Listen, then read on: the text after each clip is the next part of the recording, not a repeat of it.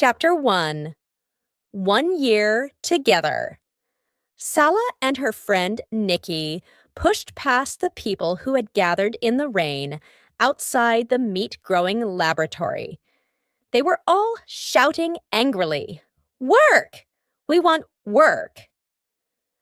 Government agents had just arrived, so the crowd would soon be forced to leave. Sala was so busy staring that she didn't look where she was going and stepped into water up to her ankles. "Ugh," she said. Her right boot was wet through. "Let's get out of here." "What was that about?" asked Nikki as they hurried on down the street. "What are they all doing there?" "My mom says the packing equipment is broken," said Sala. Her mom was a scientist in the laboratory, so they're demanding the packing work instead. "And will they get it?" asked Nikki. Sala shook her head. "Mom says the equipment will soon be fixed. Anyway, there are loads of robots doing the work for now." "So, they're just getting wet for no reason?" said Nikki. "What a life! Too many people, no jobs, and rain, rain, rain." "Yeah," agreed Sala. It was true. Life for most people was difficult, but actually, Sala was feeling really happy. It was March 15th, and she had been going out with Cham for exactly 1 year. She could say with her hand on her heart that this year, her 18th, had been the best so far. Absolutely, the best. They reached the simulator center, and Sala lifted her wrist to touch a gray screen by the door. The little chip under her skin lit up for a second, showing how many energy units she had left. Everyone was given 100 energy units a week, and they had to be careful not to use them too quickly. A simulator cost 5 units per hour, which was a lot, but it was worth it for the escape it offered from the city. Inside, Nikki went to meet some other friends, while Sala looked around the busy entrance area for Cham. When she saw him over by the taste pot machine, her heart jumped. It was crazy the way it did that, even after a whole year together. "Hey," said Cham as she joined him. He smiled and kissed her, then gave her a taste pot with a spoon. "I got your favorite, double chocolate." "Ah, that's so sweet of you." Taste pots were great because they weren't expensive, but gave you the taste of something luxurious, like double chocolate ice cream. There were hundreds of tastes to choose from. "We have space 234. Maybe we could go to the beach?" Sala nodded. "Perfect." At space 234, they stepped inside the little room and closed the door. At once, there was silence. The noise of all the people outside was completely shut out. There was a screen on the wall with a list of places to choose from, places they would never see for real. Sala chose the beach illusion, and the walls of the room disappeared.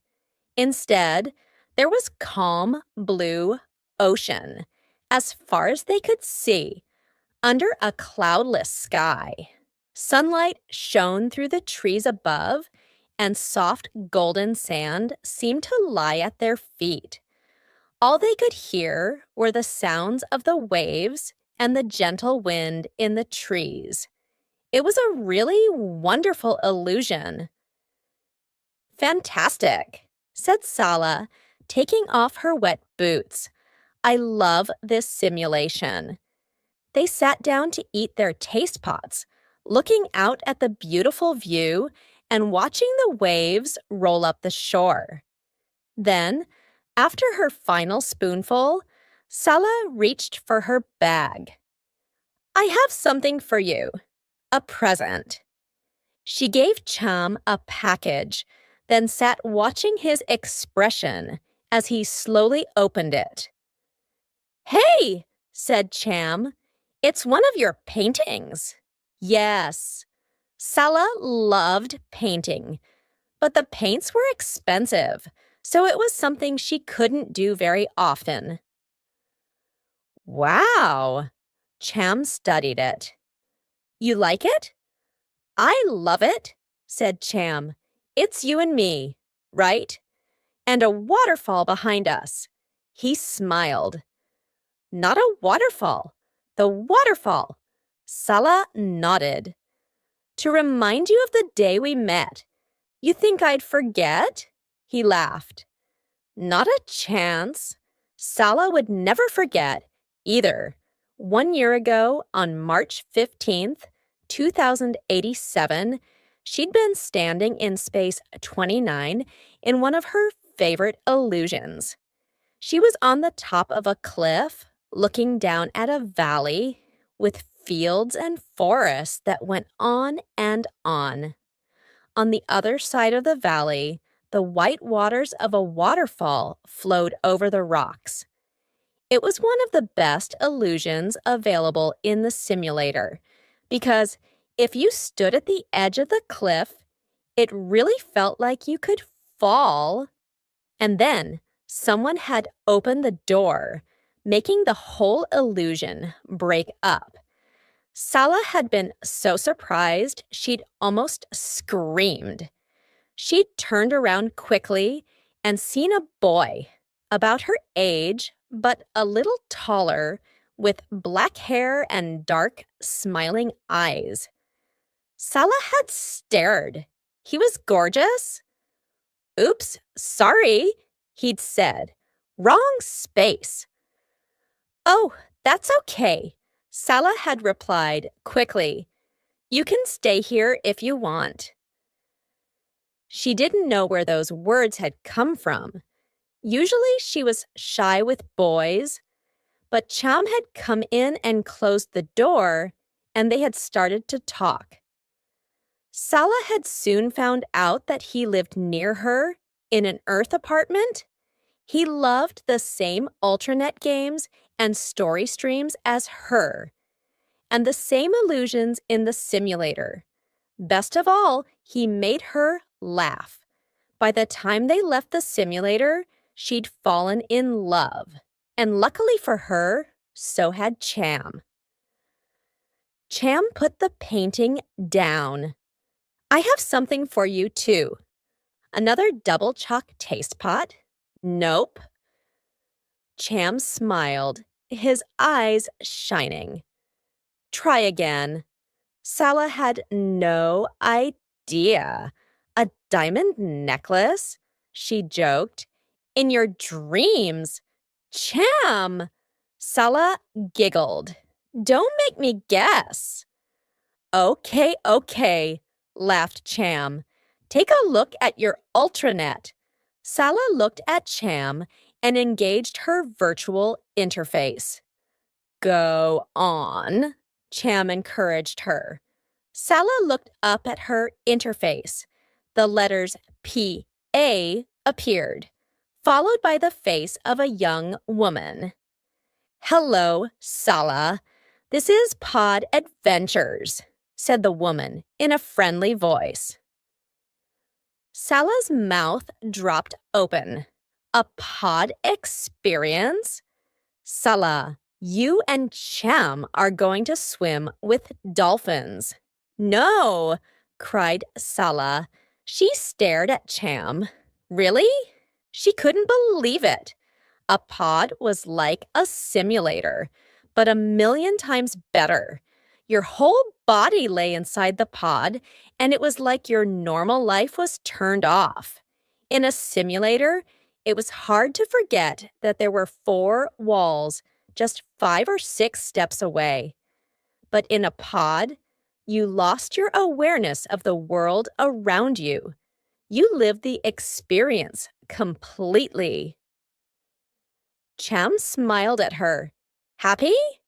Yes. Sala had never had a pod experience. They were expensive. She didn't know how Cham could afford it, but he was always so kind and generous. It would be rude to ask. She wrapped her arms around him and buried her face in his neck. Thank you, thank you. You're the best. I love you so much. The hour on the beach was soon over. Sala and Cham left and met 3 friends in another space, Nikki and 2 boys named Paolo and Ding.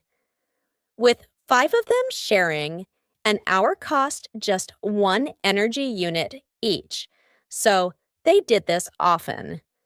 For the first 30 minutes, they chose the illusion of a big nightclub with a famous band playing. Then they changed to a sunny park, like the ones that their city used to have, and sat down to talk. Guess what? Said Ding. I heard the government has a new idea about people living in pods. Oh, yeah, said Paolo. Pod life. I saw something about it too, but it's not just an idea. It's happening. It's starting really soon. In a couple of weeks, I think. Sala was curious. I haven't heard anything, she said. What's it all about? It's like a pod experience, but you stay in for much longer, explained Ding. They've developed these special pods that you can actually live in. They connect your body to them and look after it for you, your food, your muscles, everything. So you don't need to move. You live there, inside the pod. Live there, gasped Sala. It was one thing to have a pod experience, but to stay inside the pod was something else. For how long? I think they're saying 2 years, at least, said Paolo. Sala's mouth dropped open. But who would want to do that? People who want to earn money and energy units, said Ding. They give you both while you're in there. And you get to study, I think. Yeah. They've designed special study programs, explained Paolo. Sala frowned. But we already study virtually most of the time. This is at another level, I guess. They're saying that the study programs in the pod will make you much more employable when you come out. And they actually pay you? Nikki's eyes were wide. Yes, said Paolo. They really want people to do it. It will save space and energy, they say.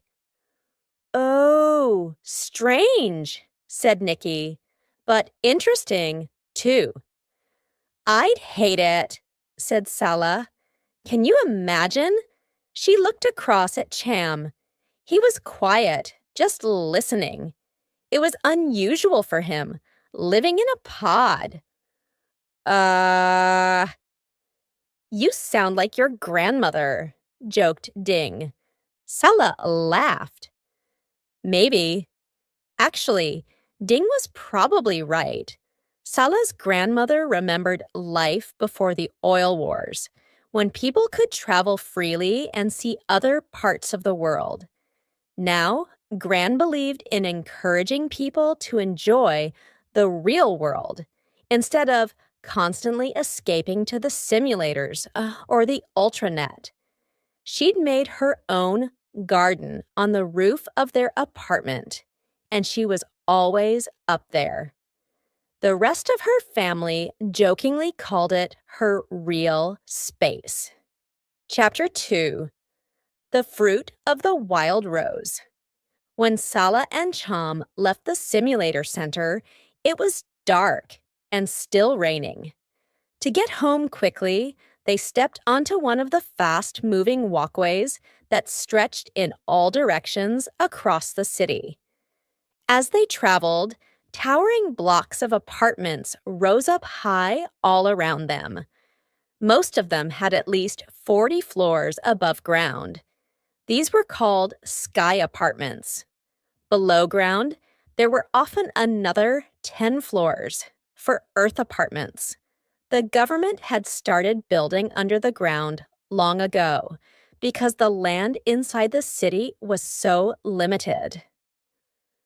Sala and Chom stepped off the walkway near their apartment blocks, and as they did so, someone knocked Sala's elbow, then held her arm for a second.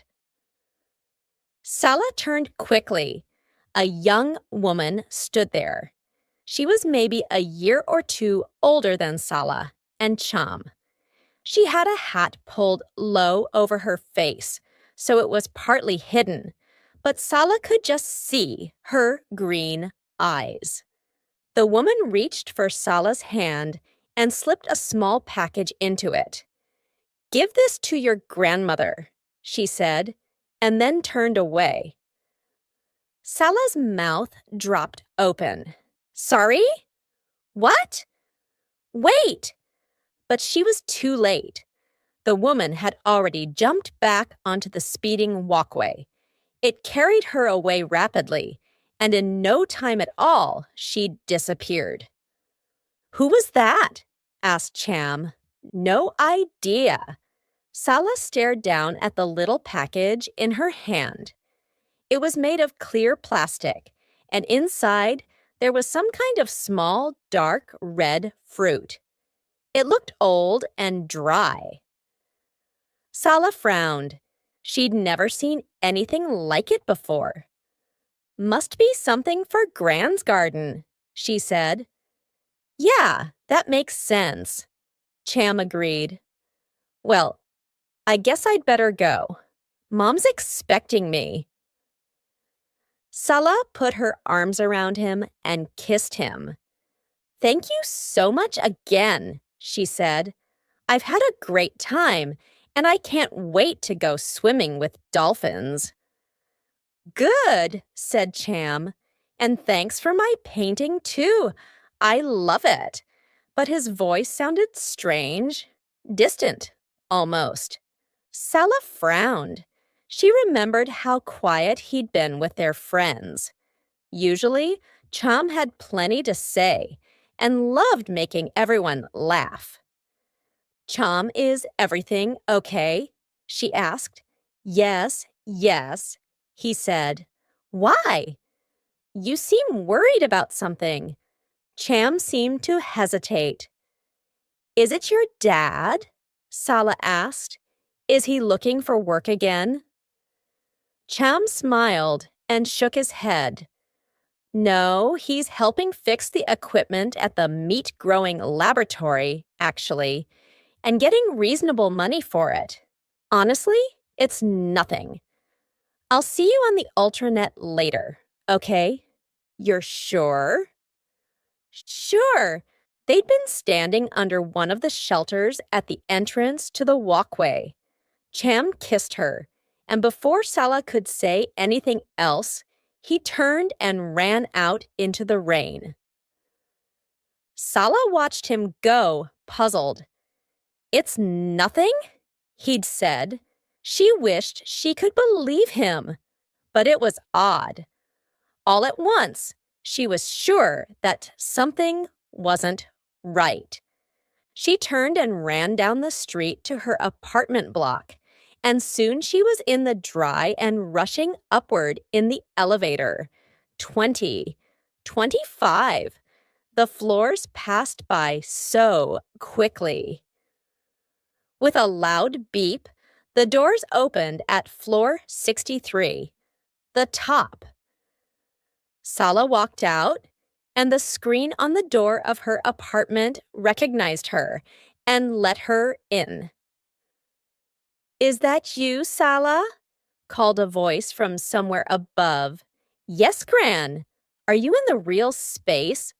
Of course, called Gran. Come on up. Sala smiled to herself. It had taken years for Gran to make her garden because it was so difficult to find soil or plants. But she had made some soil with rotten vegetables and fruit, and slowly found bits and pieces here and there. Now she spent as much time in the garden as possible, even when it was dark or raining. It was tiny but full of life. Gran was managing to grow all sorts of plants. At night, little lamps shone, and mirrors reflected their light. Gran was bending over a tomato plant, but as Sala entered, she straightened up slowly. Sala could see from her face that it hurt her to move like that. Her back was often painful from when she'd been injured during the oil wars, so she almost never left the apartment these days. Sala greeted her, then held out her hand. Gran, I have something for you. Gran frowned. For me? Sala nodded, giving her the small plastic package. I think it must be something for you to plant. Gran looked down at the strange gift, and to Sala's surprise, her face went deathly pale. For one awful moment, she thought Gran might even fall over. Gran, are you okay? Sala put an arm around her and made her sit down on the little bench that looked over the city. Gran's lips were trembling. Where?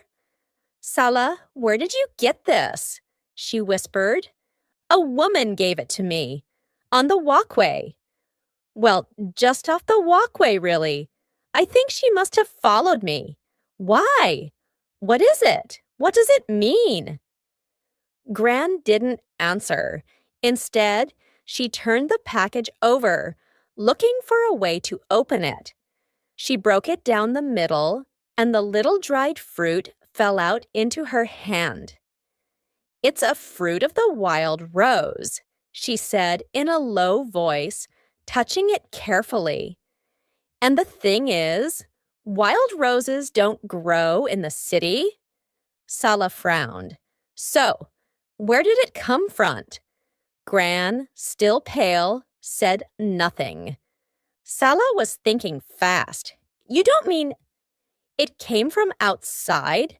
Sala had never seen anything from beyond the city. Everything they ate, everything they used. It was all grown or made within the city's limits. What's more, there was a force field at the city boundary that was impossible to cross. There were alarms there that sensed your wrist chip before you even got close. And then government agents appeared in seconds to arrest you. They did not want anyone going into the contaminated world beyond. It was much too dangerous, they said. The color was beginning to come back into Gran's face now. Wild roses used to grow near our house when I was young, she told Sala, before the oil wars. Your house near the beach? Said Sala. Gran was always talking about how she'd lived by the ocean when she was a child.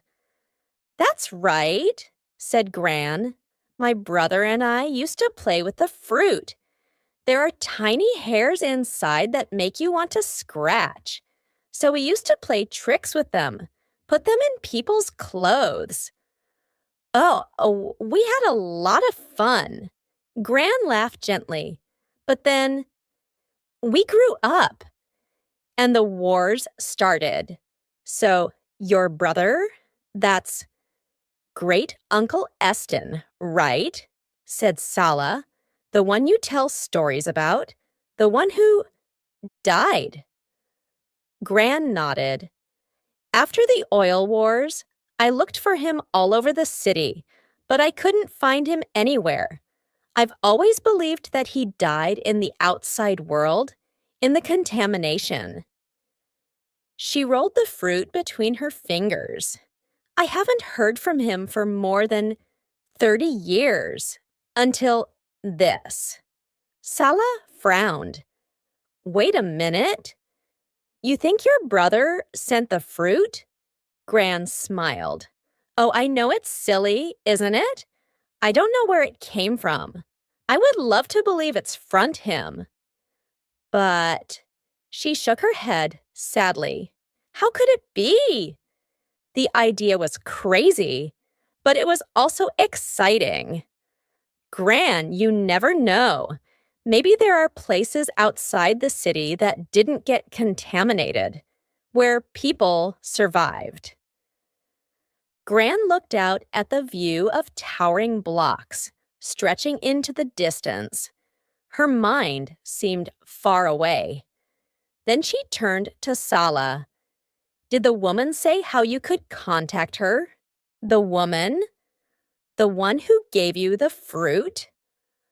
Oh, she disappeared? Right. Well, that's that then, said Gran. Maybe someone found it in a dusty corner and thought of my little garden.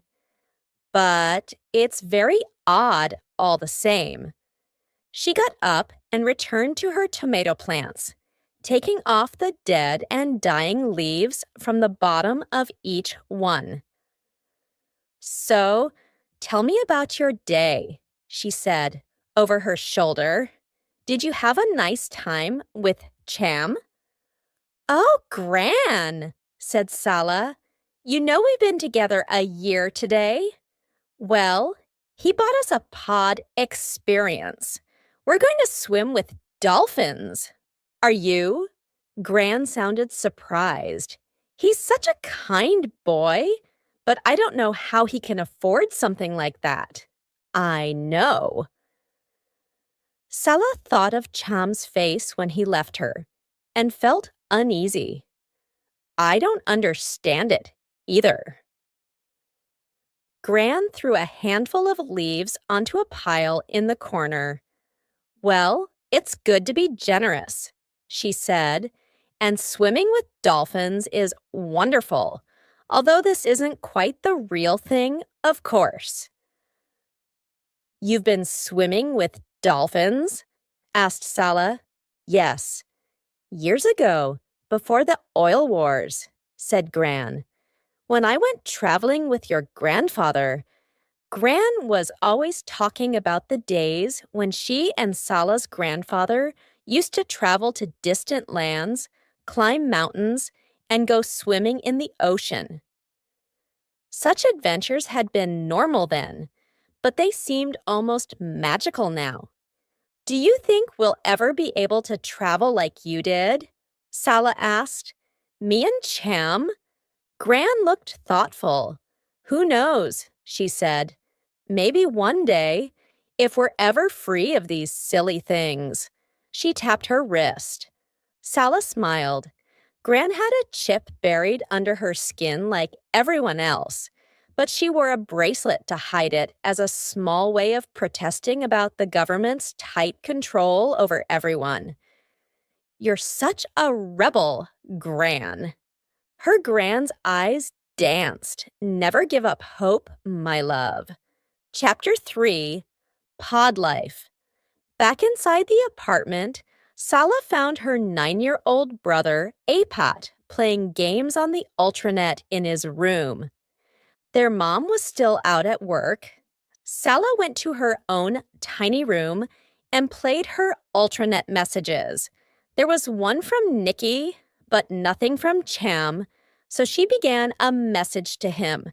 Hey, she said, did you get home okay? Then she stopped.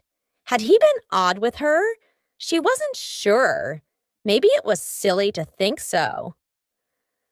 Then she thought about Gran's fruit. Don't mention that on the Ultranet, she told herself. If it really was from outside, it could be dangerous to say anything about it.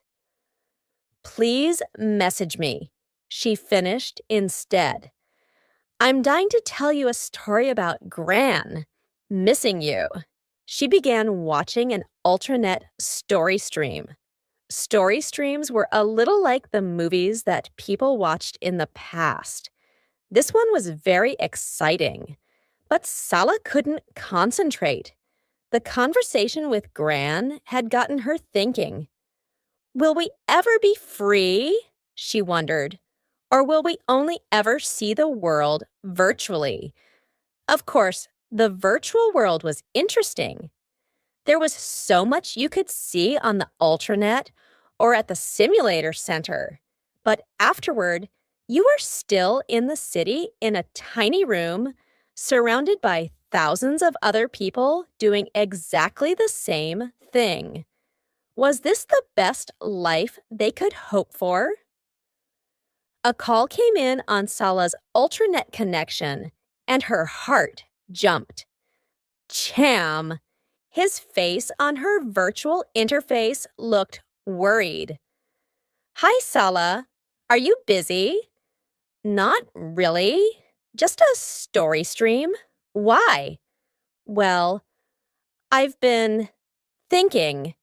The color rose in his face. Thinking about what? Demanded Sala. So there was something wrong. Cham, has something happened? No. It's nothing, really. I just thought you might be annoyed with me, and I didn't want to ruin our day. Sala laughed. When am I ever annoyed with you? You might be this time. Cham hesitated. It's just that pod thing? Suddenly, Sala thought she understood. Cham, I know. You shouldn't have bought us such an expensive present. I mean, it's wonderful, but you don't have enough money. We can get what you paid for this back, I'm sure. But that's the problem, said Cham. I didn't pay for it all. Sorry? It was a special offer. If you bought one experience, you could get another for free. He suddenly started talking very fast. I had enough money for one, and you just had to say you were interested in pod life. So I thought, hey, yes, that's a great idea. I don't have to actually do it. Stop, cried Sala. Slow down a minute. There was a second of silence. Cham, said Sala. Is this the pod life that Ding was talking about? The one where you live in a pod for 2 years? Cham looked uncomfortable. Yes. And you said you were interested to get this special offer? Yes. So, are you interested? No. Well, I mean, just as an idea, you know. You didn't say you'd do it, did you? She whispered. No, of course not. He paused. You said you hated the idea when we were with the others. Oh, so that's why he was quiet. Nothing more serious. Sala felt a rush of gladness. Why would I mind you getting a special offer? It's cool. Cham's face brightened. Phew! So we're okay? And I'll see you at the energy center tomorrow with Apat? Of course, said Sala. See you then. As soon as Cham's face disappeared, she suddenly remembered Gran's story. She'd forgotten to tell him about it in the end. Sala and Apat arrived at the energy center before it opened and found Cham already in line to get in. The center was always busy because everyone was eager to earn energy units. You could run, ride a bicycle, climb, or jump on different machines, which created energy. So then you added the units to your wrist chip. You never earned many, but it was better than nothing. And a good way to exercise and get out of your apartment. Sala knew that Apat loved it when Cham came with them to the center because Cham always joked around with him. The three of them laughed and talked as they waited for the doors to open. Then they were in and heading to their favorite machines. Apat chose the jumping machines as always. Cham got onto a climbing machine and was soon halfway up a wall. Sala stepped onto a running machine and started to run. After 30 minutes, Apat was still jumping up and down happily, but Sala and Cham took a break and went to the cafe, where a drinks machine made special mixtures of juice and energy liquids. "I'll buy these," said Sala. "It's my turn." When she came back to their table, Cham was watching something on the ultranet. "Hey," said Sala, "drinks here." "Sorry," said Cham, looking back at Sala hurriedly. "And thanks. Climbing is thirsty work." But there was something odd in his voice again, and a strange expression on his face. "What were you watching?" asked Sala. "Oh, nothing. It's just annoying. Stupid messages." "Who from?" Sala was surprised. "From the pod life people, because I said I was interested. Can't you just get rid of them?" "Well, yes." He bit his lip. "But I've read a lot of them and they kind of make me think. Maybe this pod life thing wouldn't be so bad after all. You can earn a lot of money for it. A real salary, like your mom's." Sala stared at him. "You're not serious?" He reached out for her hand. "Hey, don't look at me like that. It's just an idea. I mentioned it to Mom last night and, well, she surprised me. She was really enthusiastic." Sala's mouth dropped open. "So you were thinking about it?" she cried. "You were thinking about it the whole time." "I wasn't. You don't understand. Last night, you said it was just to get the second pod experience. It was minus." "It doesn't sound like that." Sala banged her drink down. "You've read the messages. You've thought about it. You've even talked to your mom." Cham spread his hands. "Sala, please, I'm only talking. Honestly, I don't know what your problem is." "What?" Sala stared at him. "You're thinking of leaving me for 2 whole years, and you can't see the problem?" They had never argued before, ever. When Sala got home with Apat, she felt sick. She managed not to say anything in front of her little brother, but Gran could see at once that she was upset. "Something is wrong, isn't it?" asked Gran as they sat in the real space. "You look very pale." Sala explained everything about the special offer and their conversation at the energy center. "I was so upset. We argued, and I told Apat we had to leave early," she finished miserably. "Gran, I can't believe he's even considering it." Her eyes filled with tears. 2 years. It's normal to consider things, Sala. It doesn't mean he'll actually do it. I'm sure he loves you, but you can't blame Hint for thinking about the future. You have to remember that his situation is different from yours. Think about where he lives. It costs a lot to live in an Earth apartment. You need constant lighting and heating. And when there's so little work available, most people have no hope of changing their lives. They're trapped. Your mother is in a very unusual position, you know. Cham's dad only gets bits and pieces of work now and then. So, Cham probably needs to think about the future more carefully than you. Salah thought for a while. It was true. Her family was very lucky, and she sometimes forgot that.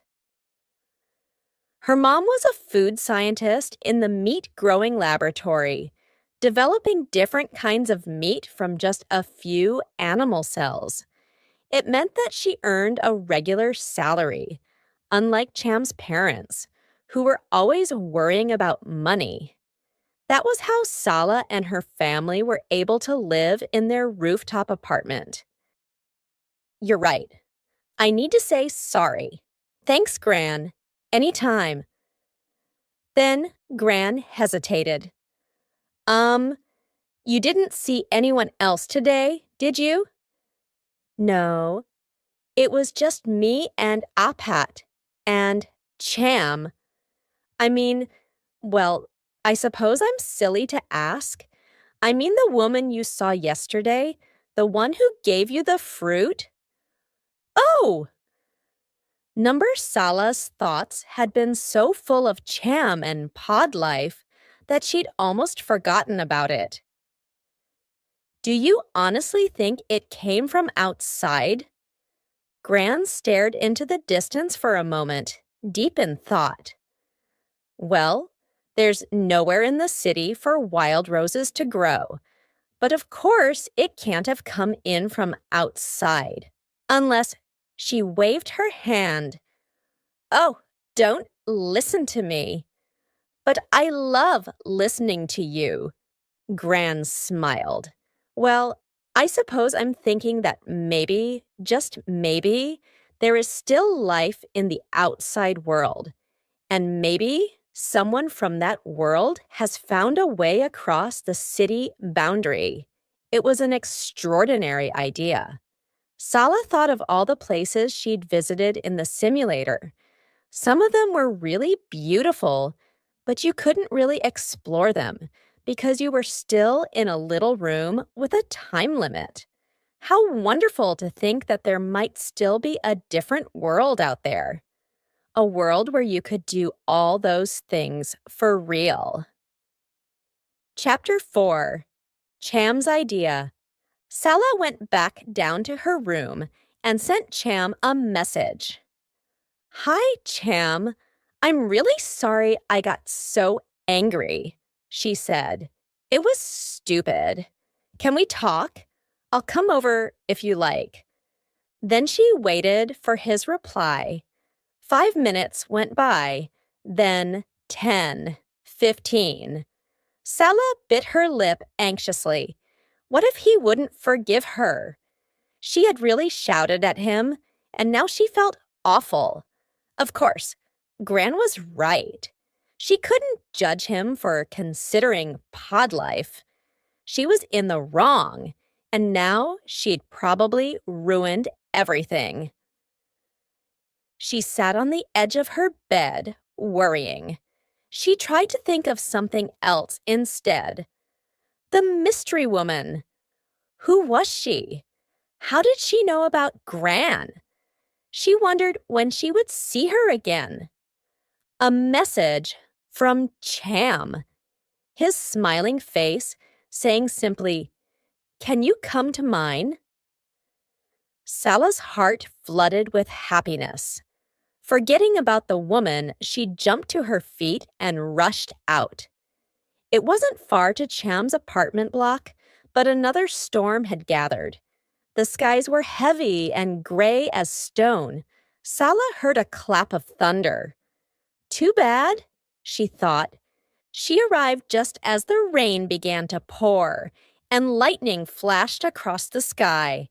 She dived through the doors and jumped into the elevator. Down, down, 9 floors down, she stepped out into a different world. It was so quiet and calm, a world the storm couldn't reach. At Cham's door, She stood by the recognition screen and waited. The door opened. Chum stood there, his arms open, and Sala rushed into a huge hug. Hand in hand, they went inside the apartment. It was a bit smaller than Sala's, with no windows, and no garden either, of course. Chum's parents had furnished it nicely, and there were plenty of lights to make it bright. But it was crowded because Chum had two younger sisters, and Sala knew they all hated living deep underground, especially Chum's dad, Tian. "Do you want me to put the hologram on?" asked Cham. "No one else is around." One wall of the apartment was just plain white, with a hologram you could turn on and off. There was a choice of lifelike views in 3D. Not as clever as the illusions in the simulator, but they did help the family to forget, at times, that they lived deep under the ground. "Don't use any energy units for me. I'm not bothered," said Sala. Then she and Cham both began talking at once. "Look, I know I was wrong. Sorry, I don't want to." They both stopped and laughed. "I don't want to argue again," said Sala. "It was horrible, and I want to know more about this pod life thing." "Okay, if you're sure." "Go for it." "Right. Well, they say it's a huge study opportunity. You learn things in a completely different way because your whole body is involved. You don't just learn the ideas, you actually experience them." Sala frowned, trying to imagine it. "Then the other thing is, you get loads of energy units." Cham carried on. "Because you're just lying in the pod, they're able to store all the heat energy that your body creates. Then you get it all back as energy units when you come out. And they pay you, too, or your family instead, if you want." His voice was full of enthusiasm, and Salah began to feel uneasy. It all made too much sense. Then she thought of Gran. "But Cham," she said, "what if there was a better future? Something completely different." "What do you mean?" "Well, it's just, you know that fruit the woman gave me? What about it? Gran said she thought it had come from outside." "Outside what?" Cham looked confused. "The city, of course." Cham's mouth dropped open. Then he threw back his head and laughed. "That is the craziest thing I've ever heard." "Well, Gran doesn't seem to think so." "Come on, are you joking? Your Gran is fantastic. I love the way she talks about the past and all that.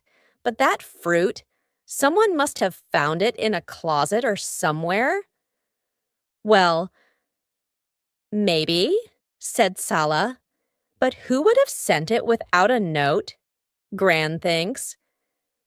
She thinks maybe it came from her long-lost brother. My great-uncle Eston." "From her brother?"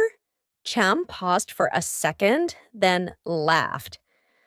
"But I mean, come on, an old dried fruit?" Sala studied his face. He wasn't taking Gran's suggestion seriously. He truly didn't believe the fruit came from another world beyond the city boundary. And she couldn't really blame him. This was the only world they were ever likely to experience.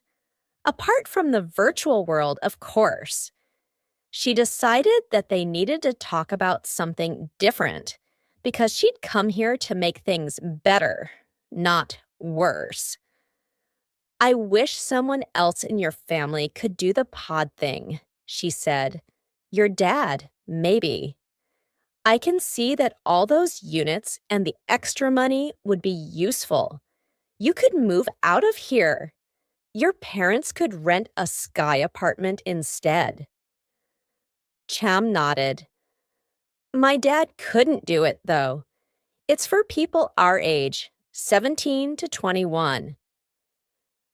There was a silence. Sala realized now that Cham was ambitious. He wanted to get on in life. She would never want to prevent that. There were so few opportunities to succeed. But she hated the thought of losing him. Salah, said Cham, you know I'd love to help my parents. When I told Mom about it, she looked so hopeful I thought she'd cry. It was awful, but I don't want to leave you. His words made Salah feel ashamed. Cham had so many things to consider, far more than her. I just wondered. Cham hesitated. I know what you said before, but would you think about doing it with me? He asked her gently, but his words still came as a shock. Until now, Salah hadn't even thought about doing it herself. She wanted to tell Cham right away that she hated the idea, but then she thought of her gran and what she'd said about Cham's situation. Salah needed to consider this at least. So, how would it work? She asked. If we were both in a pod, how would we be together? I'm not really sure, Cham confessed, but I think it's like another world, a virtual world where we can see each other and talk and everything. So at least if we were both doing the same thing, it would almost feel like we were together. It was a few moments before Salah spoke. Then she looked at Cham and smiled. Well, we're going to have a pod experience together, right? Then we'll know how it feels. We can think about it more clearly afterward. Chapter 5. Swimming with Dolphins. So, when are you going to the pod center? Asked Nikki. You lucky thing. I'd love a pod experience.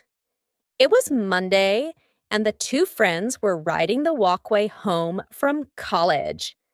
They only attended one day a week. On the other days, they studied virtually on the ultranet. Studying at home helped with overcrowding, used less energy, and made teaching easier. Well, that's what the government said. Tomorrow afternoon, Salah told her.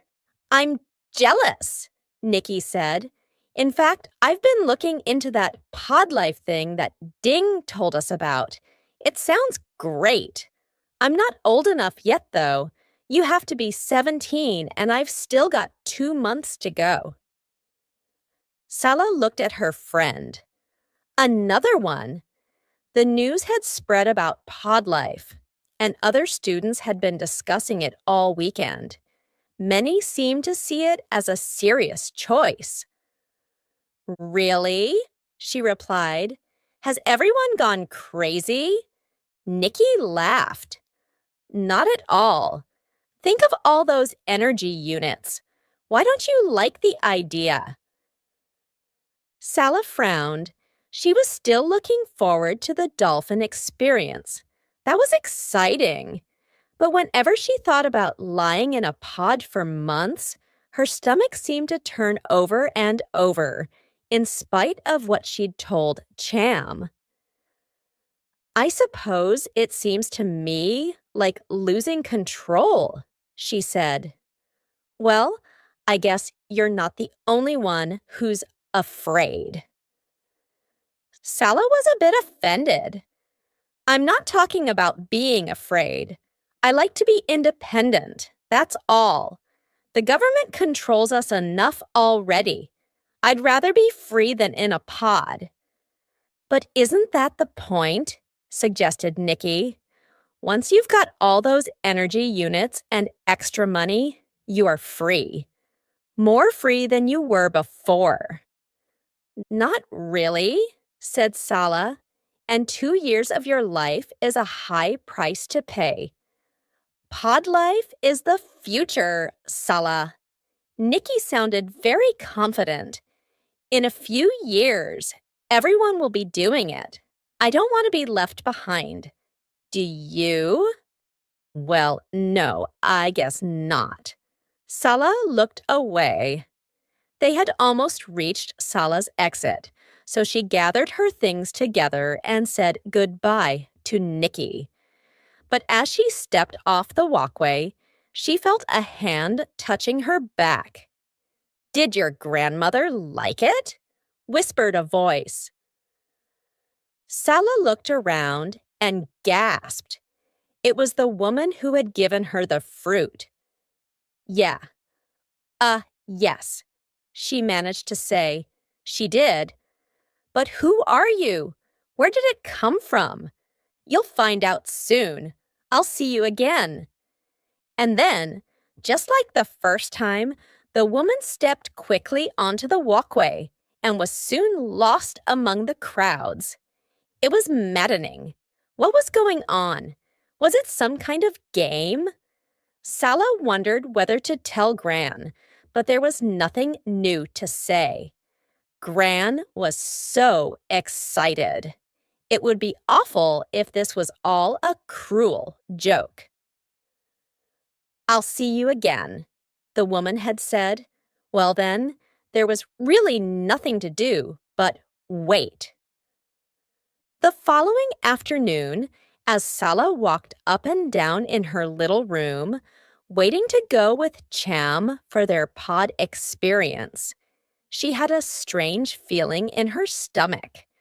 Maybe this was how it felt to go on a real journey, she thought. You were excited, and you couldn't concentrate on anything else, but you were also a tiny bit afraid, in a good way. From far down on the ground floor, Cham sent a message, "Ready when you are." Sala rushed down, and they set out on one of the fastest walkways to the pod center, talking happily. Now that they were actually on their way, it was all so much fun. "We're like explorers from the past," she said. "Yeah. Heading out on an expedition?" Cham laughed. "Maybe there'll be more than dolphins." Sala let her mind go wild. There'll be tigers and other dangerous animals and snow. "Take it easy, crazy girl," said Cham. "In the ocean? But who knows what there might heat under the water," laughed Cham. "Oh, don't say that," cried Sala. "I'll worry about it, and then I won't be able to swim." "Can you swim?" asked Cham, curiously. No. Can you?" Cham shook his head. "Number, but that's the fantastic thing. Everything is possible in a pod." They left the walkway at the nearest exit to the pod center. The building was enormous, higher even than the tallest apartment blocks. Sala had seen it before, of course, from a distance, but she'd never been so close to it. "Wow!" she said. "I know," said Cham. "Come on, this is it." The door recognized that they had tickets and let them in. Inside, the lights were so bright they were almost blinding, and there was a constant soft noise of people working on computers. All the technicians wore white coats. They looked serious and professional. One wall was invisible. All you could see was a huge 3D hologram advertising pod life. They didn't have long to wait. A friendly young woman called Z guided them to their pod area. These are your bodysuits, Z told them. You can change over there. She handed them each a slippery, silvery suit and pointed them in the right direction. Sala and Cham each went into a little room, and Sala put on her suit, made a neat pile of her clothes, and carried them out to Z. Cham was already there, looking more gorgeous than ever in his silver suit. Good, smiled Z. Let's go, shall we? She led them toward a row of strange-looking pods that stood vertically. Sala frowned. Would it really feel like she was swimming with dolphins in one of those? You just walk in, Z explained. And then, when everything is attached, the pod moves into a horizontal position, so you're lying down. Here goes, said Cham, his eyes shining with excitement. See you in an hour, Sala. Sooner than that. You'll see her in the pod, remarked Z. Z guided Sala into her pod. The door closed, and she could feel the cool metal attachments touching her face and her bodysuit. Whoosh! All at once, she was floating in warm, clear water. A gentle wave splashed her face. She licked her lips and tasted salt. She was in the ocean. Above her, the sky was a perfect, cloudless blue. In one direction, a golden beach was just visible, with the tops of green trees beyond it. In another direction, the ocean stretched out into the distance. Cautiously, she tried moving her arms and legs and found that it came naturally. She could swim. It was such a lovely sensation. She grew braver and began to swim more rapidly toward the beach. Then she heard a noise. Click, click, click, click, click. Whee! The sound was traveling through the water, and there it was again. Whee! A loud, clear whistle right by her ear. Sala turned her head and gasped. She couldn't believe it. She was face to face with a beautiful gray dolphin. It opened its mouth, and Sala felt sure it was greeting her. The dolphin whistled again, then turned away, its back making an arch in the water. It disappeared under the surface for a moment, so Sala looked around. And there was Cham. He was swimming toward her with a dolphin on either side of him. Sala! He called. She waved excitedly. I think they want us to follow them. Sure enough, the dolphins set off, their smooth, strong bodies sliding through the ocean. Sala and Cham swam with them for a while, further out into the ocean first and then back toward the beach. When the water became shallower, the dolphins began to swim lazily in circles.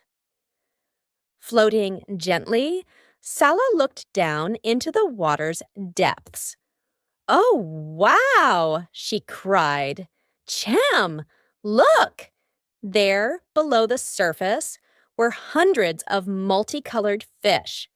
Blue, red, yellow, orange, purple, silver, and gold. Gorgeous! Breathed Cham. They watched as the fish moved slowly between the waving ocean plants, silent and peaceful in their watery world. While Sala and Cham were watching the fish, the dolphins carried on making a huge variety of sounds, whistles and clicks, and strange, wild calls. It was magical. They're talking to us, laughed Sala. Or singing, Cham suggested. Sala rolled onto her back and lay floating, staring up at the sky. It was so perfect here. She wondered about the land in the distance. Maybe it was an island with fruit trees and birds singing, a place of calm and beauty and peace. She began to swim again, next to Cham. He held on to a dolphin's tail and it began to play with him, pulling him along much faster than he could swim. Sala did the same with another dolphin, and they had a lot of fun, diving down through the water and back up to the surface with a splash.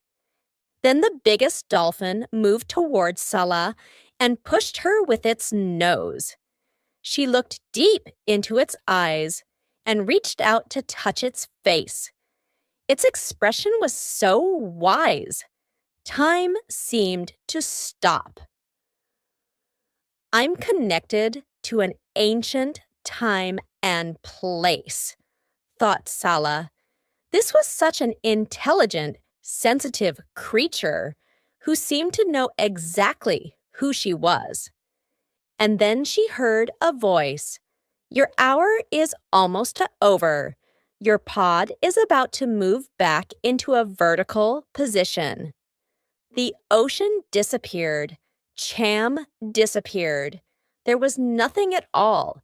Then the pod moved, and Sala was standing again. She tried to move her arms, but they were trapped. She wanted to fight or run, but she couldn't lift her legs. Help! She began. Sala! Sala, it's okay, said someone. White, gray, silver, shining glass, then a face she had seen before, Z's face. Hey, Sala, said Z, her voice soft and calm. You're back. No need to worry. Did you have a wonderful trip? Sala tried to breathe more calmly. It was okay. Nothing wrong. She was back. The attachments came off and she walked out of the pod, her knees trembling. She touched the silvery suit. It was completely dry. No water, no ocean, just sensations. A wave of shock hit her. It was all too much. She buried her face in her hands and burst into tears. Chapter 6. Sala's Decision. 15 minutes later, Sala was dressed in her own clothes again and was sitting next to Cham near the changing rooms. She was still feeling a bit shaky. Z brought them a high-energy drink. Here you are. Drink this and take your time, she told them. It's normal to feel a little strange when you first come out. I don't feel strange, said Cham. Fantastic, more like. That was the best thing I've ever done in my life. Unreal. It was unreal, all right, remarked Sala weakly. Cham laughed and then looked at her anxiously. But you did enjoy it, right? Oh, yes. It was extraordinary. Sala paused. Much better than I expected, to be honest. When the dolphins started playing with us, it was out of this world. Cham's eyes danced. Yeah, really great. And I loved it right at the end, when that big dolphin came up to you and lifted you out of the water. Sala frowned. The big dolphin had only touched her gently and looked into her eyes. He didn't lift me, but I saw him do it. That's odd. Sala felt puzzled. Yes, I mean, it was you in there, wasn't it? Your voice sounded a bit different, but apart from that? Sure, it was me, said Cham. I guess they take a 3D picture of you inside the pod, and then they create an avatar. But an avatar isn't NS, it's an imitation of us. Cham nodded. Yes, but it's controlled by our thoughts. And we were in the same virtual space together. You remember following the dolphins to see the fish, right? Yes. And then the dolphins were making all that noise, and we laughed about them talking to us. Singing? Sala nodded. That's right. So it was you and me, United States. Sala felt a bit better. We were communicating through our avatars, said Cham. It's so clever. A bit too clever, said a voice in Sala's head. They'd been together, and yet not together. They were able to talk to each other, but sometimes experienced things separately. It was confusing and a bit frightening. She stood up and stretched. Her legs had stopped trembling, more or less, and she wanted to get out of there.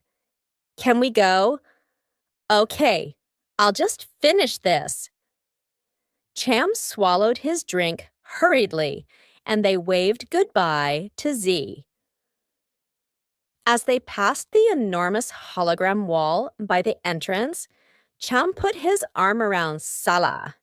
She wished they could just go back to normal now, but on the walkway home, he didn't talk as much as usual. He looked out over the city and seemed to be thinking deeply.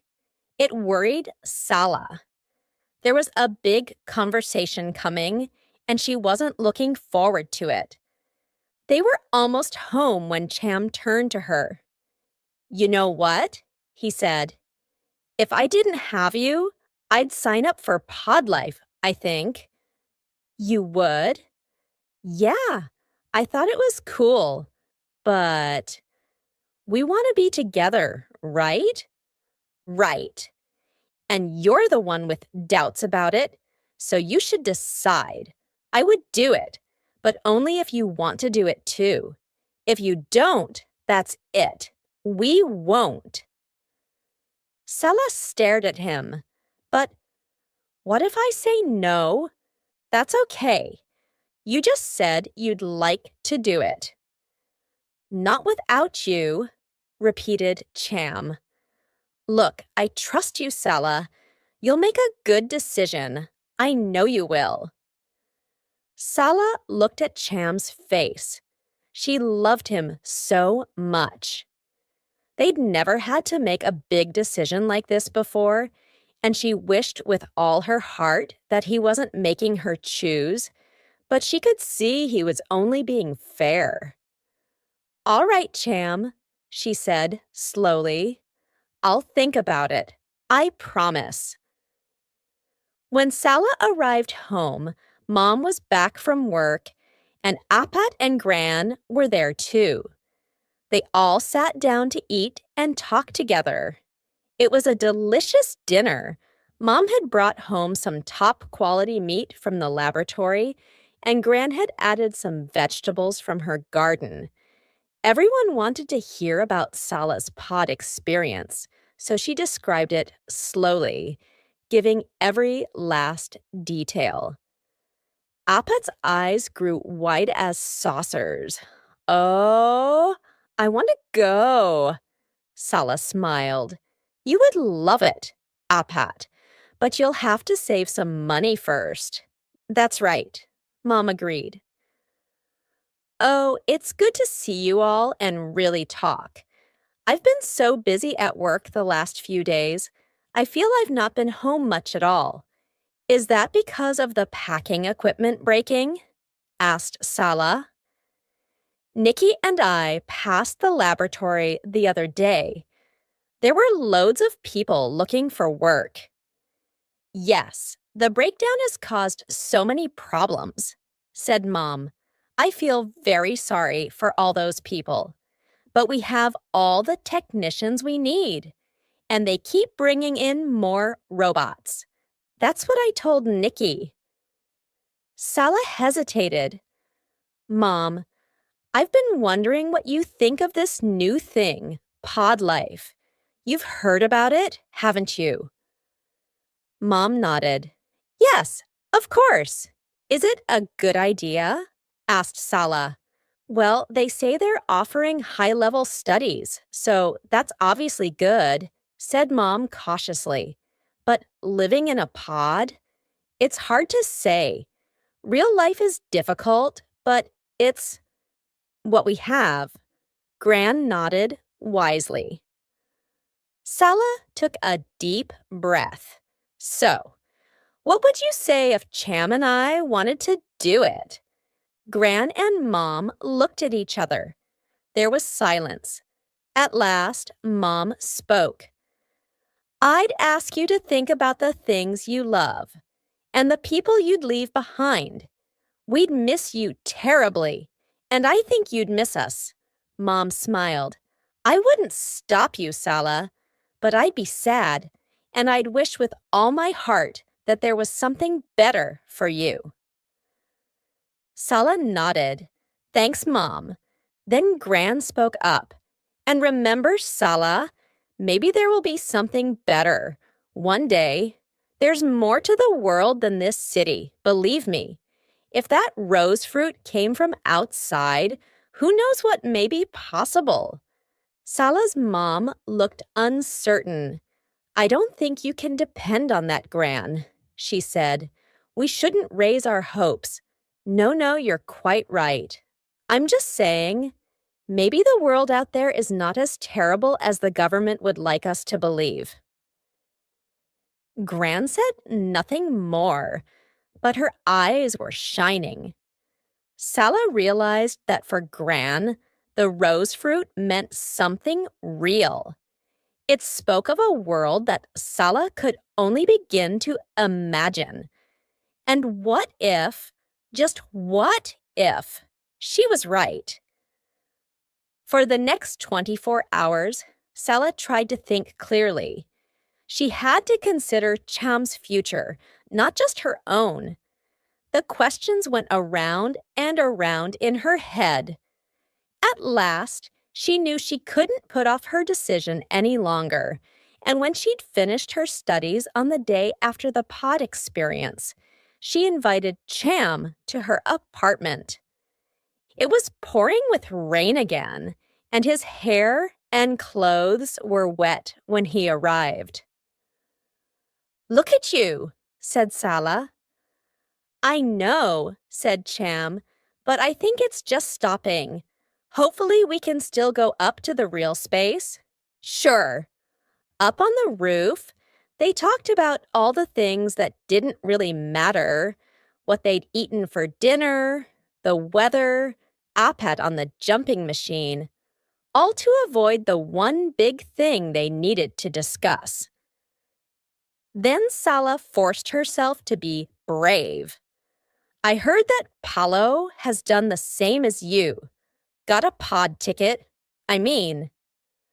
Cham nodded. Yeah. So has Ding. So they'll end up doing pod life. Probably. Yeah.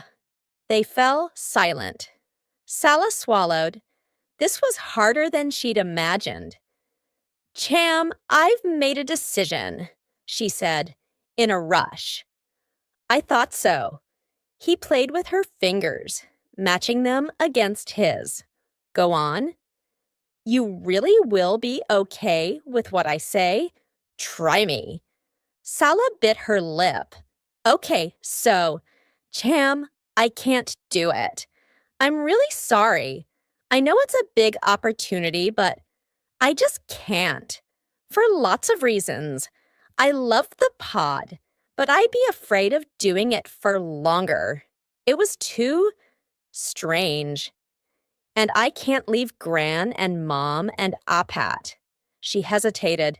Should she mention the wild rose fruit again? She wasn't sure, but then she opened her mouth and the words just came out. Also, I know you think it's crazy, but the fruit thing, well, it's given me hope. As soon as she said it, she wished she hadn't. It's a little bit crazy, said Cham, but he didn't laugh. Sala nodded. I know. Sorry. It's not really about that. It's all the other things. Look, said Cham, it doesn't matter what your reasons are. I know you've thought about it, and I can see you've decided the answer is no. That's enough. I meant what I said. It was good to hear him say it again so clearly. Thank you, she said. But you have to be sure, Cham. It's going to be hard. If Paulo and Ding sign up, and Nikki too, as soon as she's 17, we'll on our own. We have each other, said Cham. What else do we need? Sala smiled. A future, maybe? Well, yes. He laughed. Sala looked out at the view. Nothing but black and silver tower blocks against the cold, gray sky. If there's a better world out there, we have to find it. I love that you're so hopeful. Cham drew her close and kissed her. And I'm so proud of you. It wasn't really fair to give you such a tough decision to make, but I knew you'd be strong enough. Sala closed her eyes and kissed him back. It was the first important crossroads they'd come to together. It felt like a moment of magic. They'd never been so close. Chapter 7. A difficult choice. Are you two crazy? Nikki couldn't believe it. Neither of you? Nope, said Sala. But I thought you loved your pod experience. So what? It was an hour, not 2 years. Nikki shook her head. I'll never understand you. Ooh, I hope not, laughed Sala. It was Monday, and Sala and Nikki were at college again. A few days had passed since Sala's decision, and she was feeling happy about it. Happy and at peace. Many of the other students still talked about nothing but pod life, but she didn't care. Now, she was sitting with Nikki on their lunch break and thinking about the months ahead. I'm counting the weeks until I can sign up, Nikki told her. But maybe I'd feel differently if I were in love. Sala felt herself go pink. It's not just that, she protested. All the reasons she'd given to Cham ran through her mind, but how could she explain them to Nikki? It was really complicated. Back at home that afternoon, Sala thought about Nikki's words. It was true that because she was with Cham, life felt exciting. She smiled to herself. She'd been about to do some studying, but watching a love story stream was a much better idea. She chose one that Cham had recommended about the oil wars. Feeling warm and comfortable and sleepy, she thought of Cham holding her in the real space. His arms always felt so wonderful. With the story stream still playing, her eyes slowly began to shut. She was asleep when her ultranet began to beep. Maybe it's part of the story, she thought sleepily. But then a light started flashing and she opened her eyes. Urgent message. Sala sat up hurriedly and opened the message. It was from Cham. Can you meet me now at the simulator center? I want to talk face to face. Love you.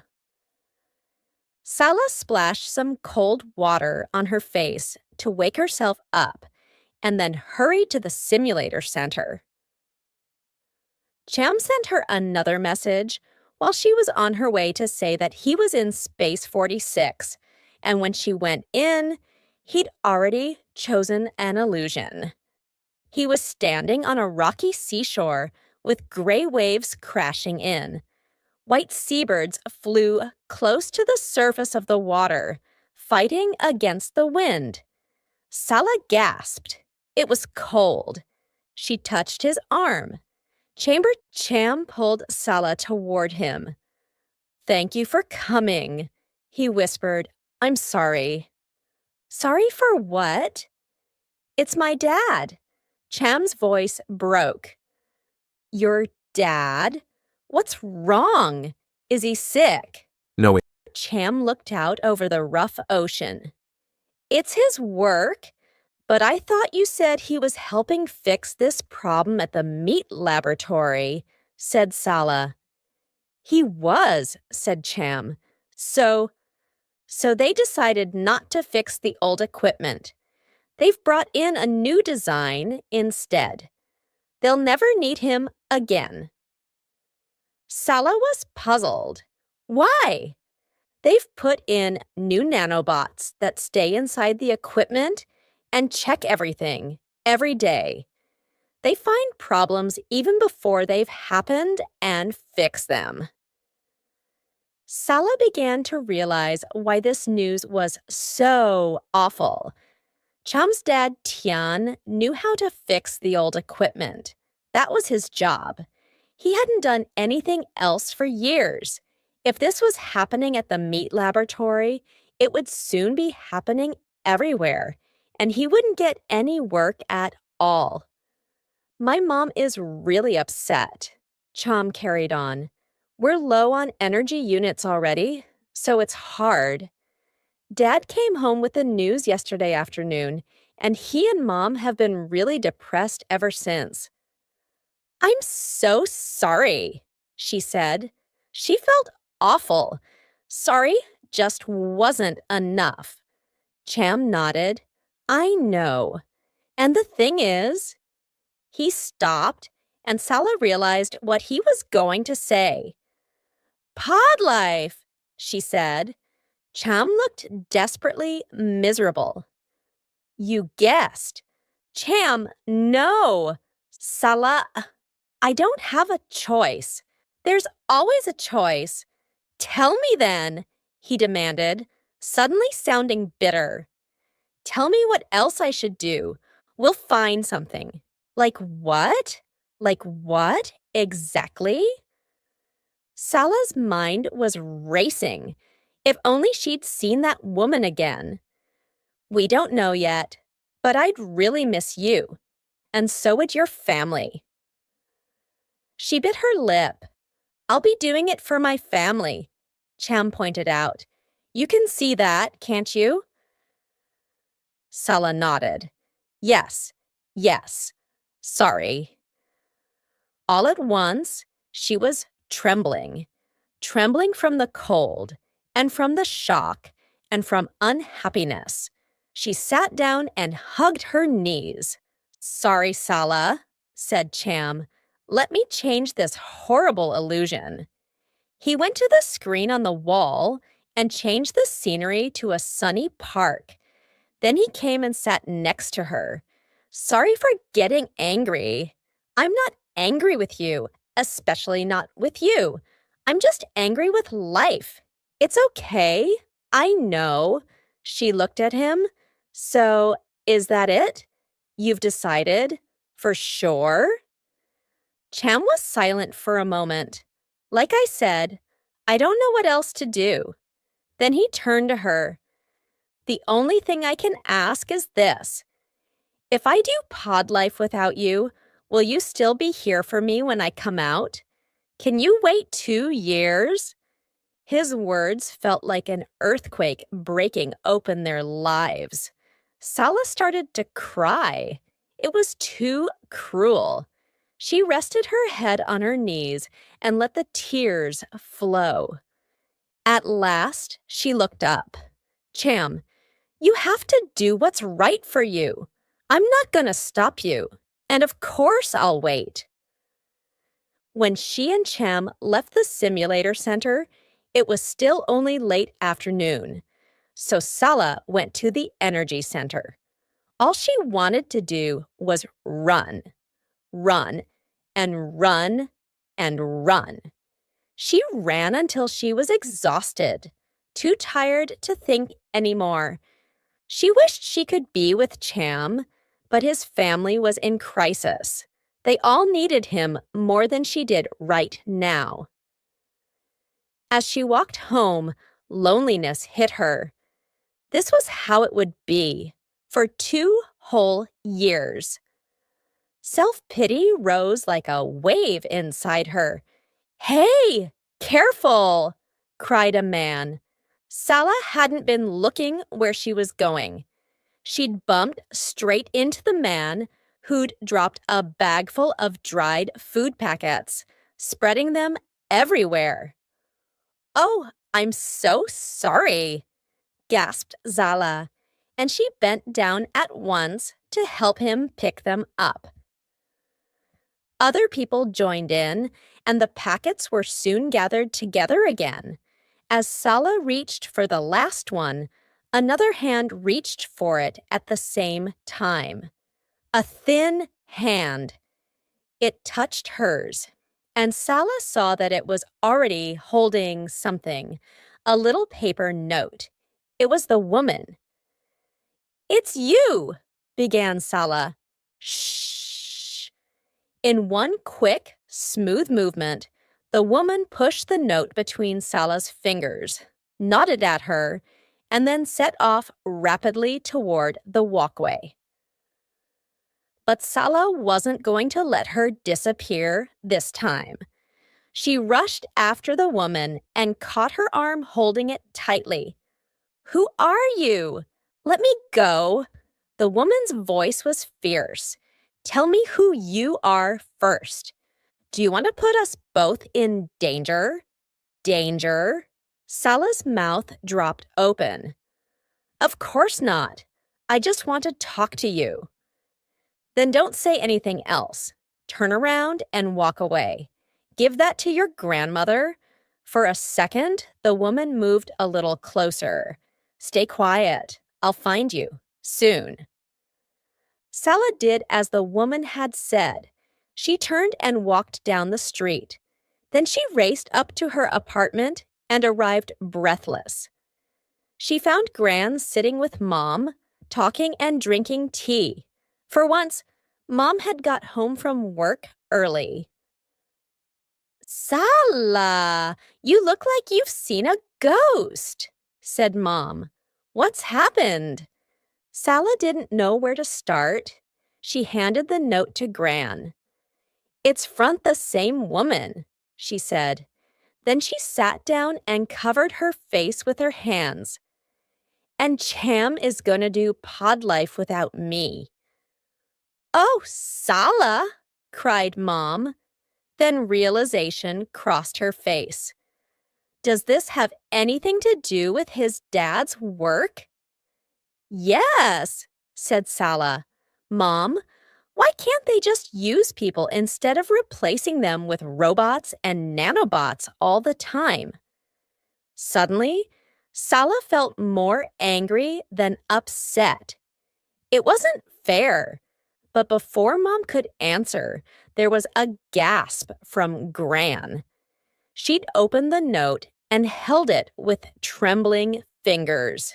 "He's alive," she whispered. "My brother Eston is alive." "What?" said Mom, putting down her cup of tea. Sala stared at Gran, who held out the note. Together, Sala and Mom read it. "My dear Malia, I don't know if Jan will ever receive this. I've been trying to send a message for many years, but nothing has crossed the boundary successfully.